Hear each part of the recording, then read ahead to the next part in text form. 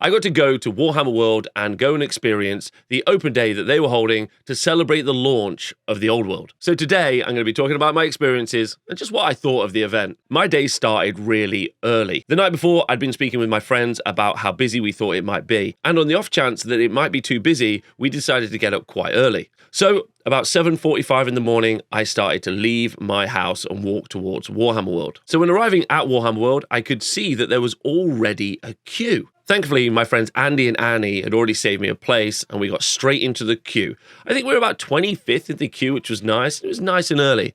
I was a little bit concerned that maybe I jumped the gun and maybe no one was really going to turn up for the event. And I was really wrong. We were there about 2 hours before the venue opened. And as the time ticked down, the queue got longer and longer and longer. I would really like to shout out the Bugmans staff who came out and brought hot teas and coffees for everyone stood out in the cold, which I thought was just a really nice touch. The doors opened and we were able to get inside. I didn't really know what I was expecting. I'd been to Warhammer Fest earlier in the year and it really wasn't that good. Warhammer World also has a strict no filming policy, so the rest of this video will just be pictures and slides of things that I saw at the event. So as we started walking up the stairs, I could really start to feel the tension of people wanting to get themselves new minis and books and everything else, and there did become a bit of a rush at the till. I was about the 25th to 30th person in the building, and by the time I'd got to the section where they were selling magic cards, they were all gone. To say it was a bit of a frenzy is probably an understatement. I'd like to shout out the Warhammer World staff, who probably had a lot of people very keen, very quick, all a little bit anxious to get the miniatures and models that they like. That wasn't really what I was here for though. I'd already pre-ordered all my stuff online. I was ready to see what the open day was ready to show us. So I dove straight into the Warhammer World events hall and boy was it fun. Now if you've been watching the show already, you know that I'm going to be super excited to start playing games. So the first thing I saw when I walked in was a demo table and I went straight over. There were 3 or 4 demo tables available. However, if any of you have ever been to Warhammer World and have seen one of the old bar staff, Ewan, on the bar, you'll know that that guy is going to give you the best time. So immediately I asked Ewan if I could get a demo game and he said, let's go. I'd like to take a moment to just thank Ewan for my demo game because there's a couple of things that I think Games Workshop should really appreciate about him. He's very keen, he's really insightful, he's incredibly knowledgeable, but also, and most importantly, he wanted to make sure I was having a good time. And lastly, the passion that he has for the hobby and the game was very clear. And it was just really awesome to kind of start my day with the excitement of being outside with everyone who was very excited. And then the first person I interacted with in the venue to be someone who was as passionate to be playing the game as me, which is really cool. So thank you to Ewan personally. The table had a bunch of neat little extras that they had, some printed out sheets with all of the stats and information that I could possibly need to play the game in a quick reference guide, which I would love to see them like make available as a PDF or something. That would be really cool. Also, each one of the units that you could play with for your test game was named, which I thought was a nice little narrative thing. That was fine. It's not a proper game, so it was really cool. So Ewan took me through a couple of the basics, mainly explaining to me that we would indeed be role-playing as our units as seriously as possible. And so, with the knowledge at hand and the armies drawn, we commenced our battle. And this will be my first ever battle report on the Square Base channel, and I'm excited to show it to you. Turn 1, I had my skeleton archers in the middle, and then I had my spearmen on the left and my cavalry on the right. I was up against a lance of Bretonnian knights, some Pegasus knights were on the right-hand flank, and a lowly unit of spearmen on my left that I cared nothing for. Going first and realizing I was quite clearly in the charge range of both the knights and the Pegasus knights, I moved my units backwards and then unleashed a savage volley of arrows, killing myself 1 Pegasus knight. It's at this point I tried to psych Ewan out. He'd already lost a Pegasus knight and he was clearly rattled. However, supping from his custom Lamassu mug, I realized I'd met a stone-cold killer. He decided to push up his knights in the middle and try to screen with his Pegasus knights as his spearmen brought up the rear. With no shooting to his name, he had nothing to do in his turn, so back to the Tomb King's turn 2. It's at this point I realized that Ewan had made a fatal error, and my spearmen were able to get a flank charge into the cavalry. Flank charge commenced, and with my horsemen into the flank of the Pegasus Knights, Ewan was done for. I won the combat, he failed his break test, and I ran the knights down. And with that, I have my first official win in the bag for the old world. and I gladly decided to start looking around the rest of Warhammer World. The first thing I wanted to go and look at was the absolutely awesome new display that they're going to be putting inside the museum. However, this was put out in the main hall for everyone to go and check out. This was a Tomb Kings versus Bretonnians set battle piece produced by the studio. It was obviously really awe-inspiring and was very, very cool. I do have one negative though. It was placed in the dark corner of a room.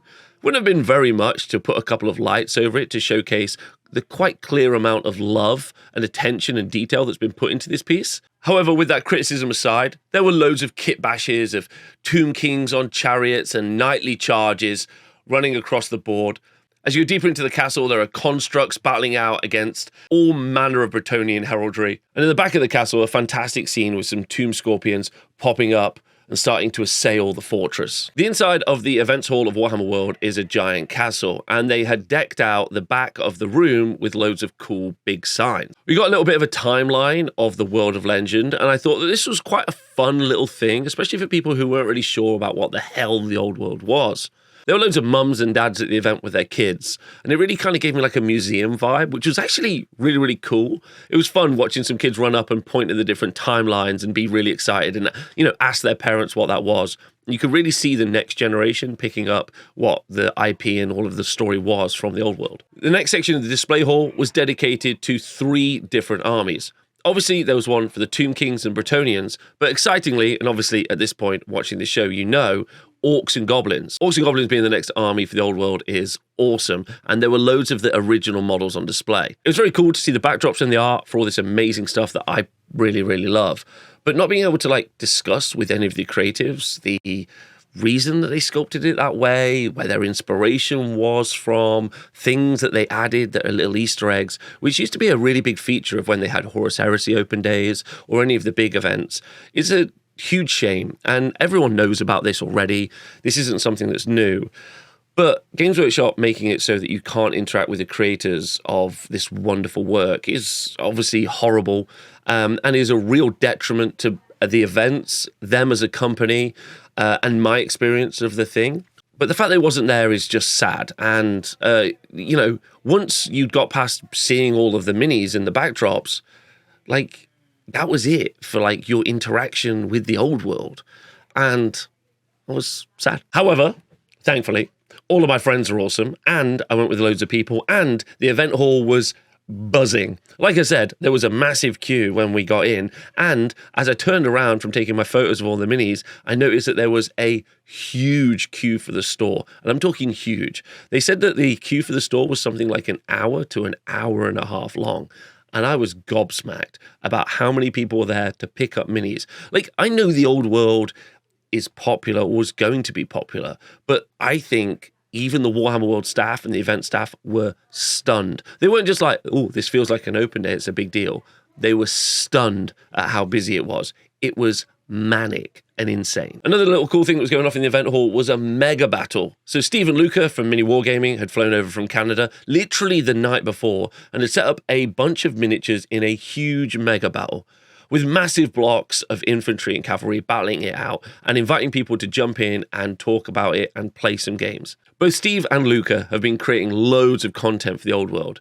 It was quite clear from the large queue that there was, just to go and speak to them, how much people appreciated the work that they'd done. It was really nice to see. And it was also nice to see them being able to come over from, their home country to the home of Warhammer World, Steve had never been before, to kind of celebrate the thing that they love. And again, that really added to the positive vibes of the event. Because I've been there since 8 in the morning, I decided it was time to hit Bugmans, which is the bar that they have at Warhammer World, and go grab myself a coffee and a snack. Bugmans is a dwarven-themed bar, and it was quite fun. They'd even created themselves a special old world menu for the day, which I thought was quite a nice touch. Looking around Bugmans, it was just good to see a bunch of people of different ages, different backgrounds, all really excited about Warhammer. People were cracking open books, busting out boxes. They were talking about armies and stuff they wanted to do. It was just fun and cool, and the energy was palpable. I decided to quickly pop my head out the window to see if there was still a queue, and 3 hours later, there was still a huge queue to get into Warhammer World. I think at this point, I was stunned at the reception and kind of the excitement for the old world. I didn't think I'd see people like launching themselves for these boxes, but they were, and they were doing it in droves. And it was just exciting to see people excited about something, especially the game that got me into Warhammer. So hanging out at Bugmans, I got to see a bunch of people, chat to some folks, and if you did come up and say hello, thank you very much. I even got to see my friend Dan and Nathan. Dan had flown over from Canada, not specifically for this event, but he was knocking around, which is fun. And then Nathan pointed out that there was a sign for more activities this way. Excited and interested, we decided to head down the long corridor and look at all of these extra activities. There was a base exchange. You could take your old, undersized bases, and you could spin a fun little wheel, and then you could get yourself some new bases. I think absolutely no one knew this existed, but if I had known, I would have spun this thing to death. I'd have brought carrier bags of bases. The staff member then told us that actually, if we wanted to, you could go and paint one of the new Bretonnian Foot Knight models. So we headed out into the back and we decided to try a hand at painting one of these new minis. I decided this is the best opportunity to slap chop a miniature I was ever going to get. And so in the home of Warhammer, at Warhammer World, I slap chopped an old world model in front of everyone. I'd hit it with a grey dry brush and then a white highlight. The whole time I looked across and I could see Greg and Dan furiously trying to paint their models, knowing that me and Nathan were going to defeat them in the painting challenge. Nathan was furiously attempting to keep up with me, but he never finished his model in the end. And here you can see my fully painted, well, fully slap-chopped 20-minute Bretonnian knight on foot. I'm not winning any golden demons. However, I've got myself a Bretonnian knight on foot, and I'm super chuffed with that. And with that activity done, that was the end of our day at Warhammer World. I got to say, for an event that's completely free, it pretty much delivered on the price. The events team in Nottingham worked really hard, and Steve, who's taken over the events team a few years ago, is awesome, and I know for a fact that the tournaments and events that they run are brilliant thanks to his involvement. Was I underwhelmed? Overwhelmed? I don't know. Warhammer events really aren't something that I expect to be amazed by, because I've been to Warhammer Fest earlier in the year and that was a disaster, really. I guess I've got a couple of big takeaways from my day.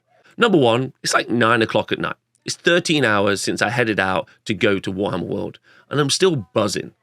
I've been messaging my friends all day. I've been looking at new minis to get. I've been really excited about putting my armies down. I've been arranging games, and that's kind of what you want from something like this. Number two, it kind of feels like something has returned. I was sad when Warhammer Fantasy Battle was destroyed. And so the fact that it's returned and I got to see loads of people who I used to see when Warhammer Fantasy Battle was around, I got to share those experiences again with them today. I got to meet new people who are going to get into it, which is cool as well, and start to see a new community foster around something they love was really great. Not to end on a sad note, but I think the one thing that's lacking from today was the fact that I couldn't speak to any of the creatives. I couldn't talk to them, thank them, engage with them. I know there's a bunch of reasons people are going to say and mention in the comments as to why, but it just sucks. Like, there's no other way to describe it. It just sucks. Like, I'm buzzing. Like, I'm buzzing today. Like, if I could see the people who made the games, made the minis, did the art and all those other things, I'd love to take them for a drink and say thank you and, buy them a box of chocolates or just silly little things. And that might seem a little bit over the top, but people celebrate movie stars and actors and, people who write songs and make music all the time. This is art. Rules are art, minis are art, paintings are art. And that's one of the things I would have loved to have seen. I would have loved to have seen a celebration of the people who created the project, and I didn't get to do that. And my big takeaway is the people. They could have spent loads more money on the event. They could have tried much harder and there could have been so much more. But I don't feel dissatisfied with my day. And if anyone has interacted with me much, you know for a fact that if I was dissatisfied, I'd tell you. So as the official day one of the old world closes, gotta say I'm pretty excited about the future. I don't normally make these vlog style videos, so let me know what you think. If you hated them, let me know. If you liked them, let me know. Leave some comments, tell me what you thought. If you went, let me know what you did. And of course, thank you for listening to Square Based. There's going to be so many more shows, so much more content coming out in the future. And thanks very much for listening.